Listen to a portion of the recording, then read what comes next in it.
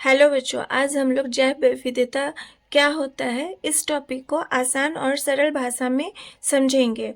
तो इसकी परिभाषा के रूप में हम लोग कह सकते हैं कि किसी क्षेत्र में पाए जाने वाले विभिन्न प्रकार के पौधे, जंतुओं, अन्य जीवों की विविधता को जैव विविधता कहते हैं।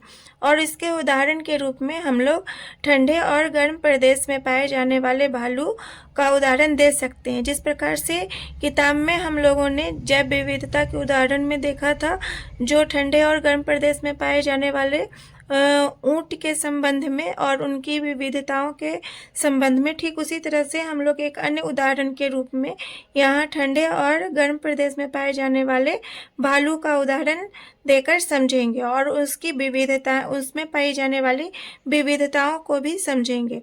तो यहाँ पर मैंने आप लोगों की मदद के लिए यहाँ पर बच्चों गर्म और ठंडे प्रदेश में पाए जाने वाले भालू में पाई जाने वाली विविधताओं को जो है कुछ बिंदु के आधार पर दर्शाया गया है, जो कि इस प्रकार है।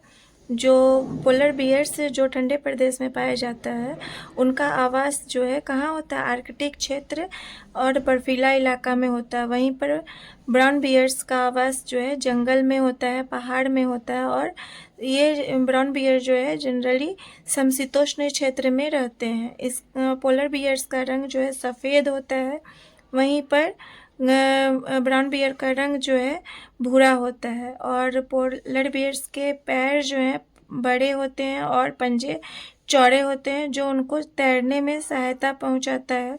वहीं पर गर्म प्रदेश में जो भालू पाए जाते हैं, उनके पैर मजबूत होते हैं और जो उनको खुदाई के लिए मदद करता है।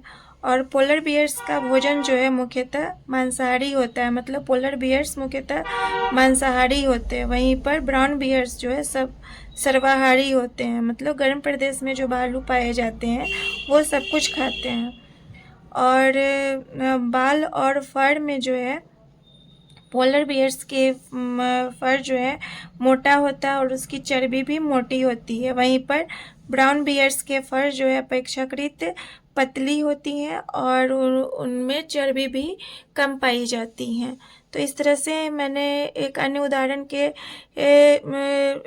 रूप में जो है आपको जैव विविधता समझाने की कोशिश की है। उम्मीद करती हूँ कि आपको अच्छी तरह से समझ में आ गई होगी।